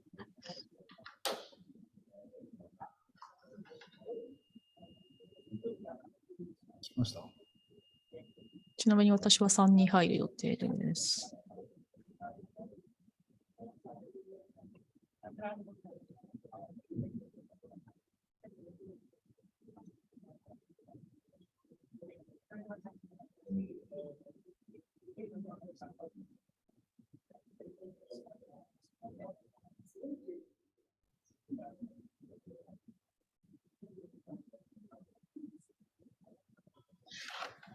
着実に参加者が減ってるので、割り当てられて移ってる。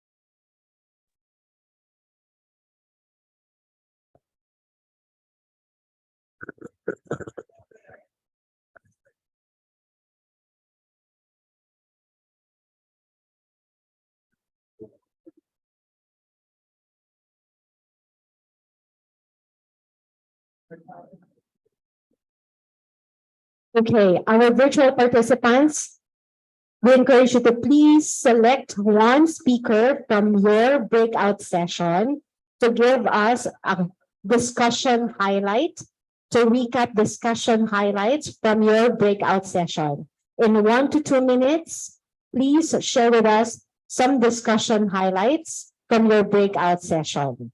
Okay, so do we have the first speaker from our virtual room? And we encourage our in-person participants to please tune in to what our virtual participants also have to share.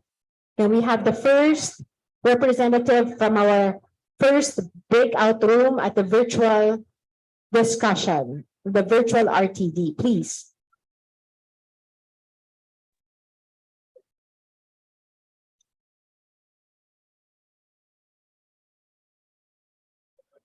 Hello, I think we're group number 1.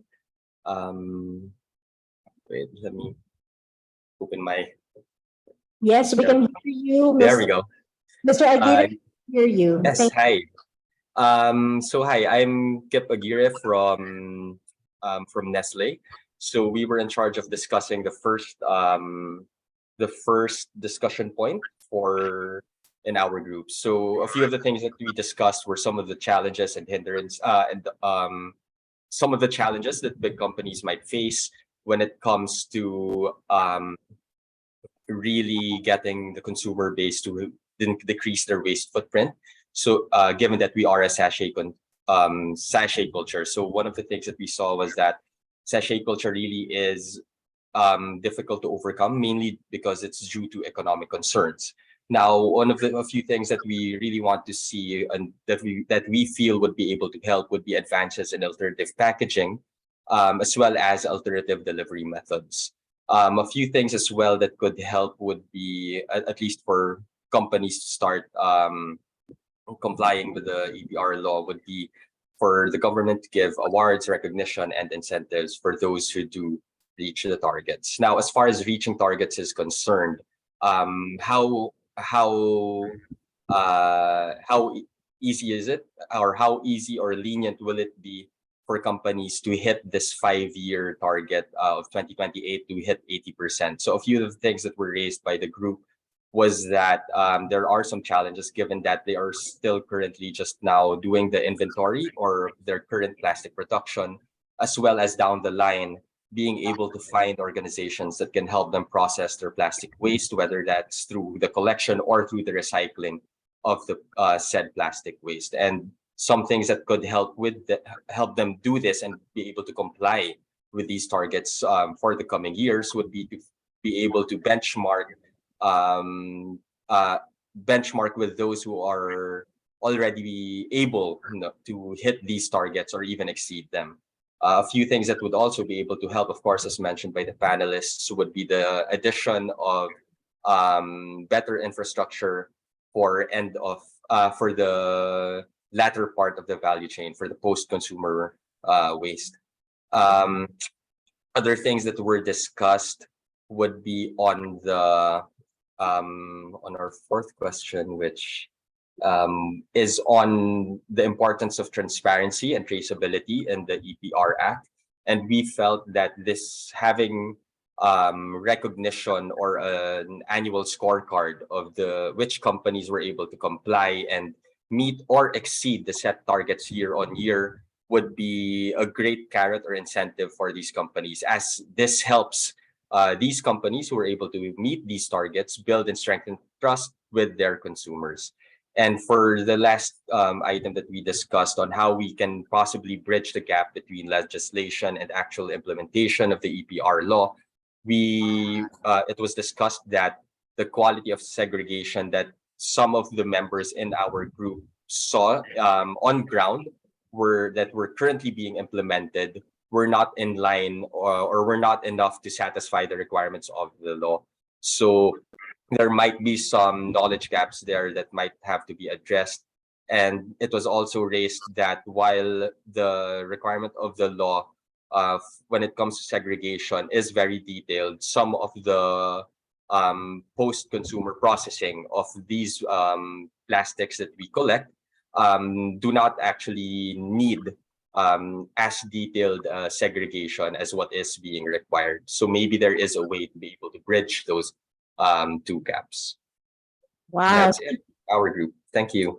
Thank you so much, Mr. Aguirre, for sharing. Can we all give Mr. Aguirre and his group a big round of applause, please? Thank you, Kim Patrick Aguirre. And please, to the people, to us in the room, let's be reminded that this is part of a program that will be including a sharing. There will be a time for us to have networking after, while we are enjoying the rest of our snacks. But for now, let us please give our attention to the next speaker from our virtual room to share some highlights from their group. Do we have the second speaker ready, please? Group 3 is ready. Group 3, please. Thank you. And then for us in person, please be ready with our representative for each RTD. Quick 1 to 2 minute wrap before we proceed with the media interviews or Q&As from our media representatives. Do we have Group 3 up, please? We're calling on Miss Mel Cardenas. Enviro. Yes. Here for. Thank you, Miss Mel. We're all listening to you. Yes, good afternoon, everyone. So I'm part of Group 3. I think our general topic was industry and private sector and government collaborations. No? So one of the things that we raised during the discussion was we realized that there's some inefficiency in terms of collecting recyclables at the barangay level. And in some ways, it might seem like a policy loophole, given the fact that the smallest unit of government, it is not necessarily institutionalized, that all barangays have a budget to support creating an MRF. So one of our members from the private sector, from Copico, also shared that they have a partnership with local governments like the Senro of Calamba, Laguna, and they are exploring ways of putting up MRFs for waste collection. And our PEMU from Abra also shared that in the collection of recyclables, they are also having a difficulty in linking the junk shops with the market, the recyclable trade market, usually centralized in national NCR or in Kamanava or in other more industrialized regions. So it's also a factor of linking and logistics in bringing these recyclables, whether they are collected at the local government level and at the junk shop level, to the recyclers themselves. And augmented with that is the need to really look into or revisit the previous studies that have been done on recycling industry infrastructure in the Philippines, having a baseline and mapping out where our recyclers are and how other remote islands can be linked to these recyclers through logistics is also something that needs to be done so that we can achieve truly a circular economy within the Philippines as well. Another last sharing was also on how to involve the informal sector. There was also sharing that in other sectors or in other types of waste, for instance, in hazardous waste management, they're also dismantling of these hazardous waste by informal sectors. One way to help them is to link them with registration towards health insurance like PhilHealth, so that there is a step towards a bit of formality in the way that they are doing things in terms of waste picking, aside from, of course, educating them about the proper handling of wastes, which wastes should be recycled and can be recycled, and which wastes should be considered hazardous and not be dismantled at their level. So I think that's it from our group. If there are any additional comments from group members, please feel free to add. Thank you. Excellent. Thank you so much, Ms. Mel Cardenas from Environ Weave, for sharing. And finally, we have the last speaker from our virtual room.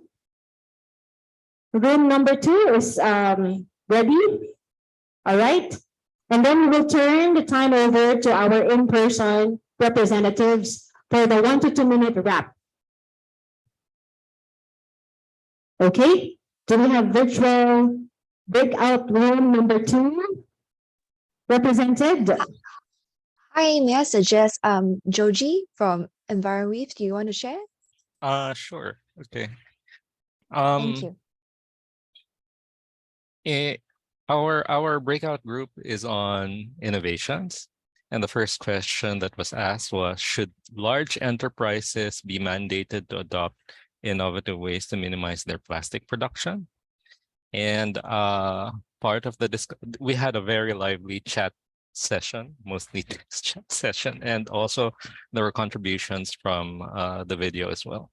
So came out in the chat that the EPR Act, according to one of the people at the chat, requires producers to collect and recycle plastic packaging waste, but it does not mandate companies to reduce their plastic production and usage. So it would be beneficial to explore the possibility of mandating large enterprises to adopt innovative ways to minimize their plastic production and usage. But the mandates should consider various factors to ensure effectiveness and sustainability. Aside from that, there was a great contribution from Athlete of Plastics Exchange. There are companies that are considering shifting the ways they do their packaging. One example, she said, shifting from multi-layer to monolayer. But the concern right now is that there's a lack of infrastructure to facilitate the shifting. So that's where they come in. An enterprise such as them, they establish plastic credits. The plastic credits facilitates ways and means so that producers would be able to offset the packaging that's downcycled. And what these credits do is to facilitate ways to fund upcyclers, the necessary infrastructure such as upcyclers and waste diverters, aka the informal sector. So there are issues related to the vulnerabilities of the waste sector that has to be addressed. So hopefully the plastic credit scheme, which hopes to be able to divert resources in that area, would be able to address the vulnerabilities of the waste sector. Aside from this, the second question that was part of our agenda is, what are some of the best practices from other countries that can be adopted in the Philippines? And the group in the chat also talked about 2 specific technologies. First is waste to energy, which is being piloted, being proposed in the city of Manila. So based here on the chat, they are considering a waste to energy plant with a capacity of 1,200 tons per day. Aside from that, there was a lively discussion by Ruel and Mr. Edmond Tamayo with regards to co-processing, the use of plastics from landfills to be able to convert it to energy for the production of, as part of the production of bricks. So aside from that, we discussed ways with which other countries such as Singapore facilitates redemption of packaging of beverages. For instance, they have reverse machines to be able to redeem a package. You do a deposit every time you get a beverage, a drink in a Tetra Brick, for instance, and then you will be able to redeem it as a credit every time you return the empty package on the machine and stuff. So yeah, that was what we discussed in breakout room 2. Thank you very much to our colleague from EnvironWeave for that very, very engaged session you have virtually. I'm very pleased to share that we still have 74 people joining us virtually up to this very hour. I know it's not easy, guys. Always it's nicer to have an in-person attendance, but also thank you for being engaged with us. Let's now call on our first RTD speaker, RTD1. Who have you nominated to speak? To share some discussion highlights. 1 to 2 minutes, please. RTD1. Oh, umiinom pa po siya. Nakainom na po ba? Okay, let's have you here, sir. Dito na lang po. Please take the center stage.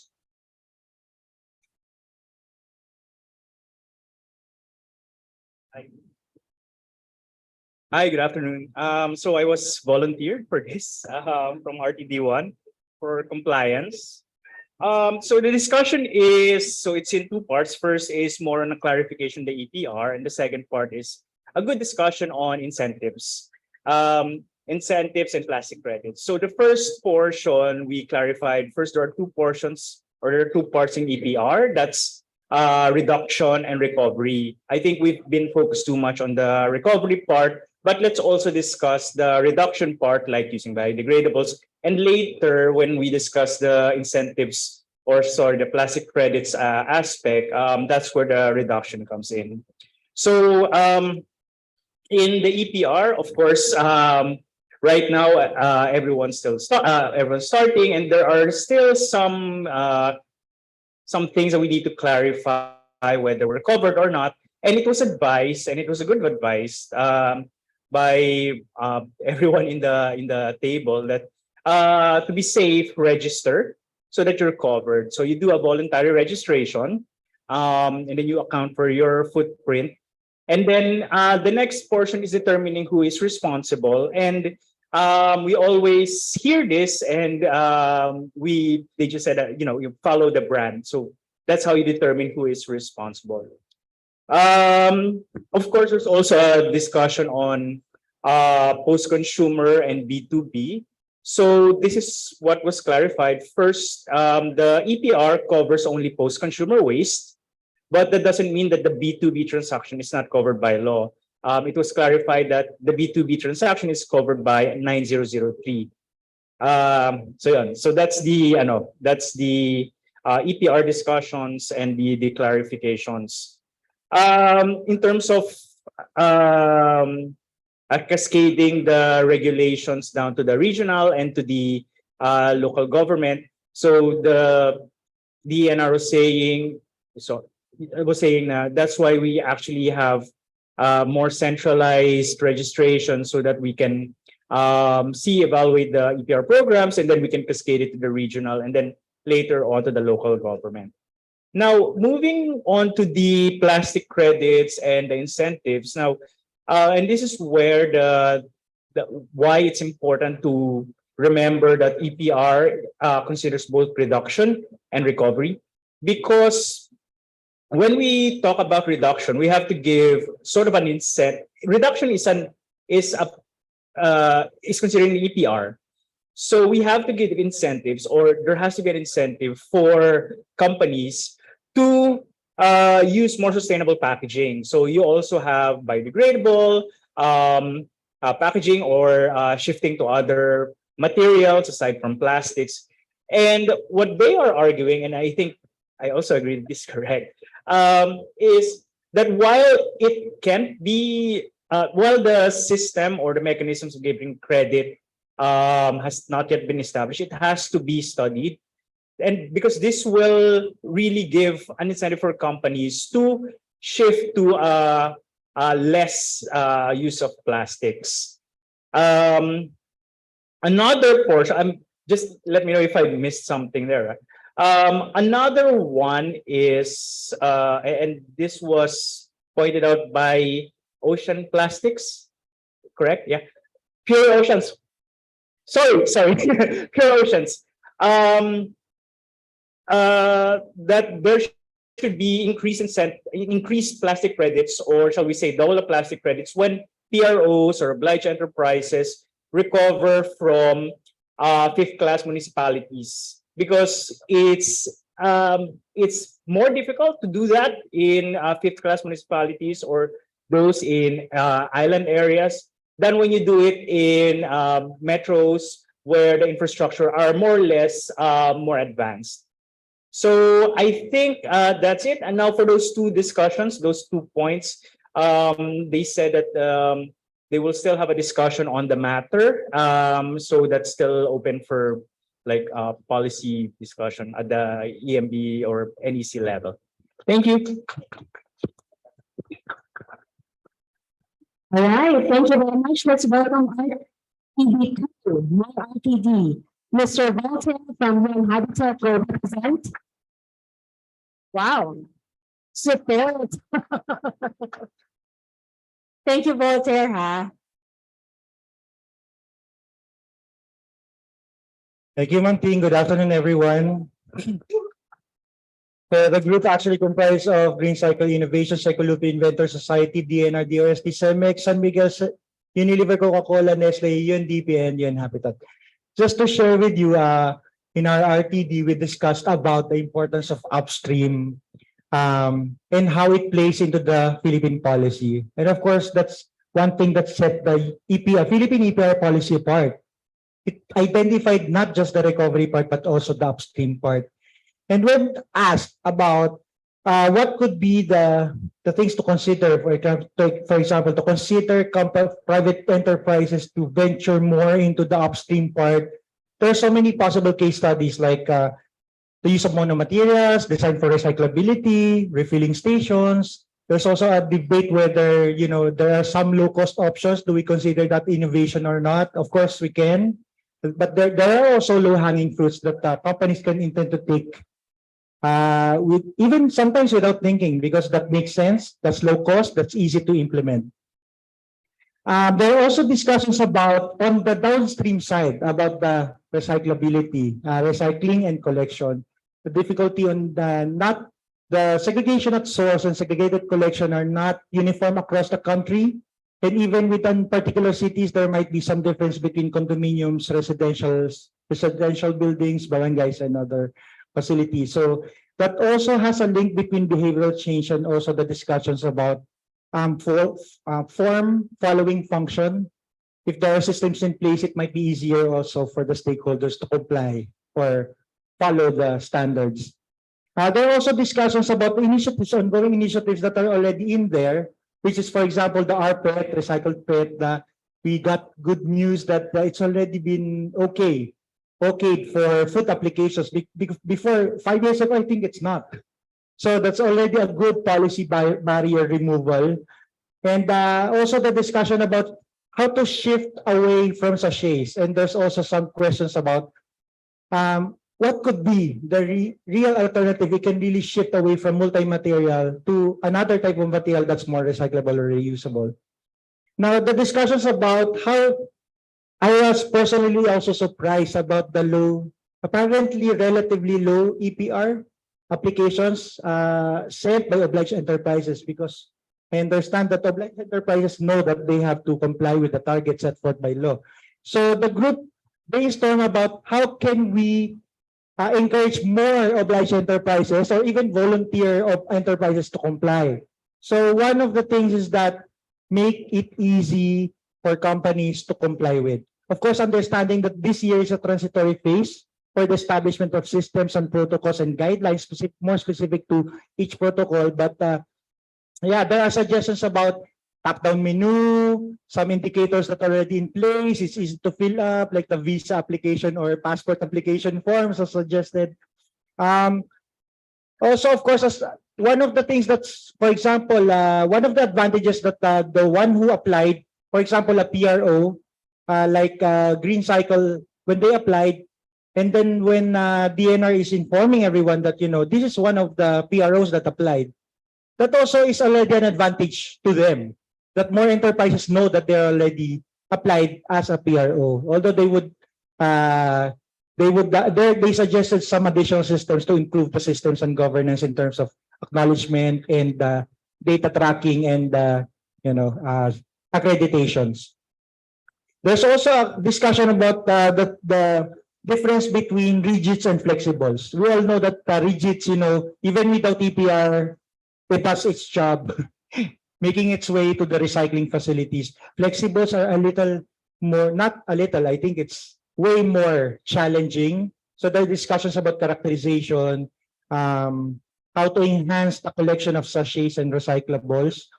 And one of the big things that the group also discusses about inclusive performance assessment indicators. Like, for example, it's so easy for recyclables collection. It's so easy. It's just tons of recyclables collected. However, there are much more indicators that are needed in that regard in terms of avoidance. How do you have a metric for that?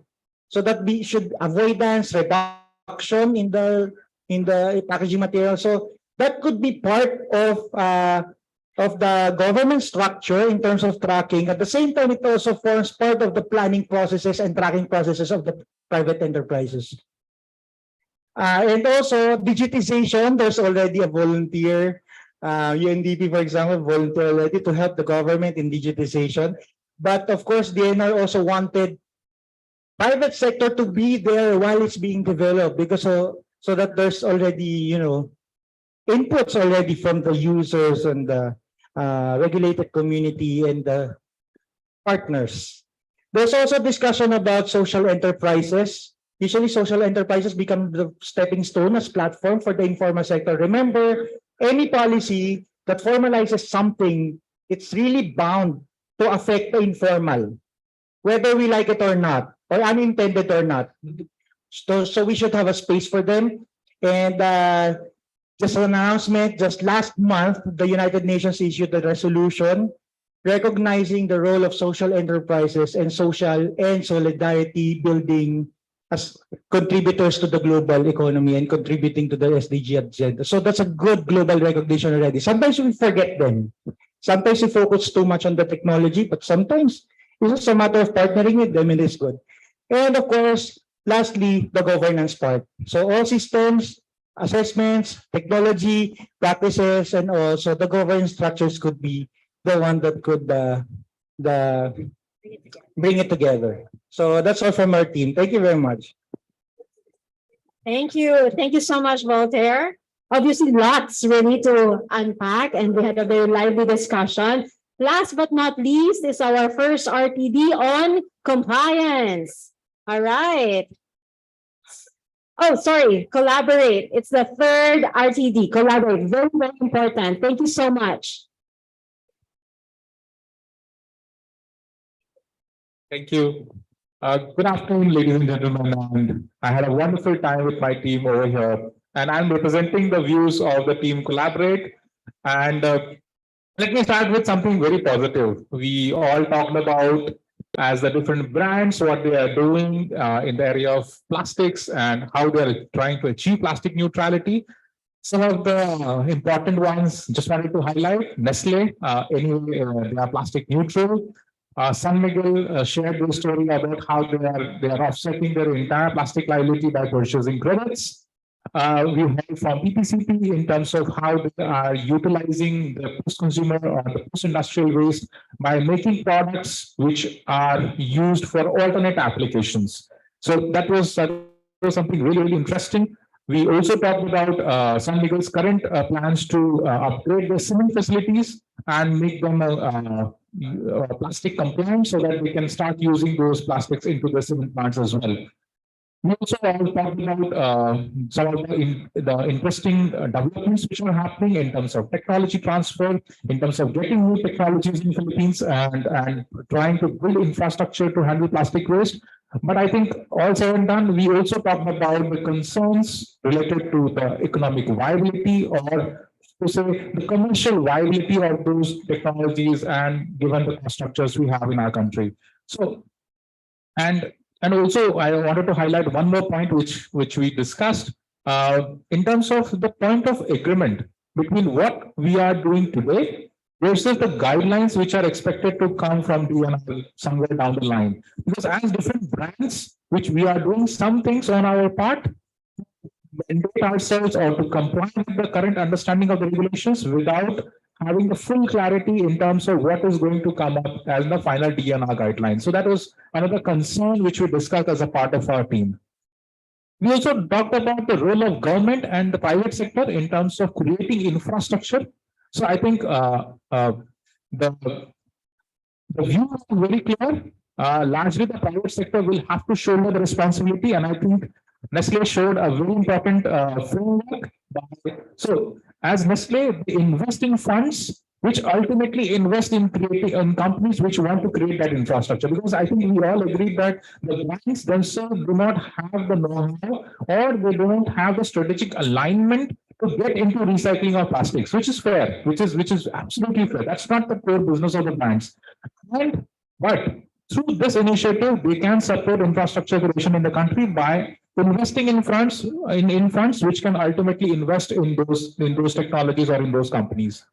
We also talked about incentives which can be rolled out by DENR or by the government in terms of infrastructure created by giving tax subsidies or some other forms of incentives. We also talked about a concept of seal of good governance to also include the performance of the LGUs on plastics, how well they are able to segregate plastics in the respective LGUs, or how well they're able to channelize those collected plastics to the right recyclers, or how well is the coverage of MOF in the respective LGUs. So these could be those considerations as a part of the seal of good governance exercise.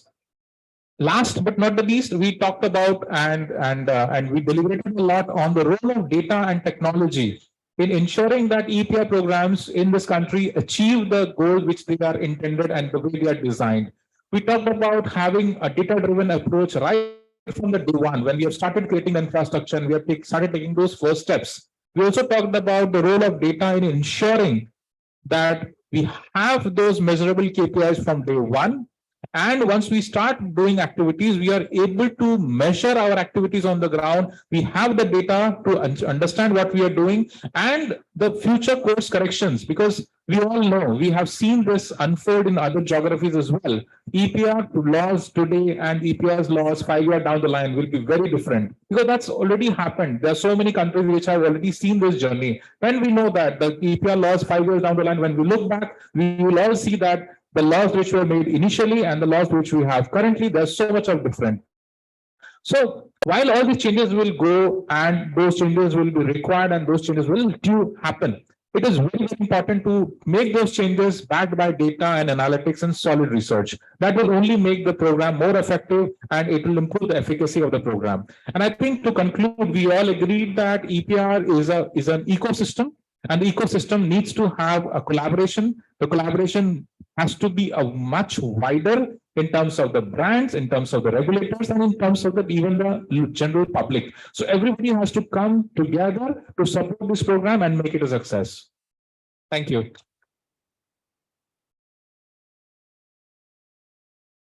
Thank you so much. That's not yet the closing remarks, but it sounded like it. But I want to say to everyone and to our virtual participants, it is comply, innovate, collaborate. Thank you so much. With that, we end the session. But first, let's hear from Nestle CEO Kais Marzuki on his closing remarks. And then we're all invited to stay for some snacks and for some networking session. Again, my name is Ping Manondo. I'm the country director for Ecobusiness. On behalf of our team, the Ecobusiness team here, and Nestle, our partners, and the Department of Environment and Natural Resources, maraming salamat po. Let's all listen to Kais Marzuki and stay on for some more networking and snacks. Thank you so much. Good afternoon, everyone.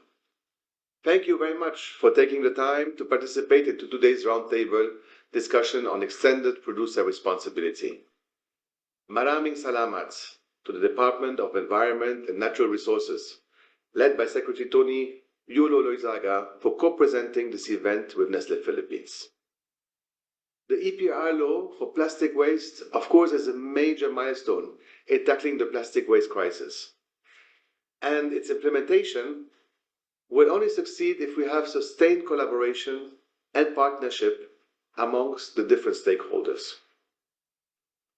At Nestle, our purpose is to unlock the power of food and to enhance the quality of life today and for the generations to come.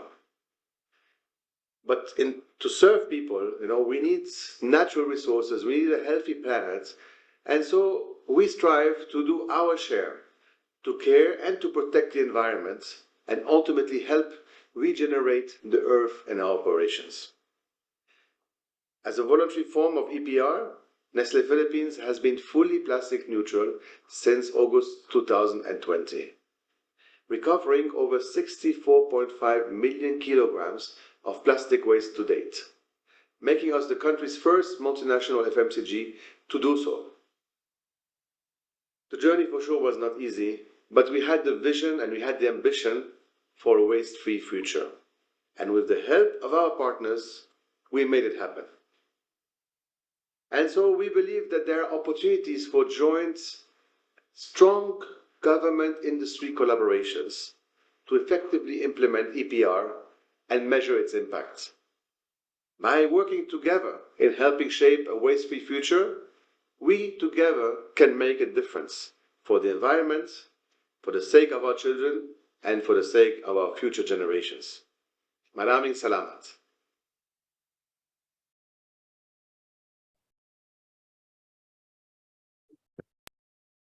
Okay, thank you very much once again. I was told that our media friends have already gotten their stories from the discussions that they heard. So we will not be having a Q&A.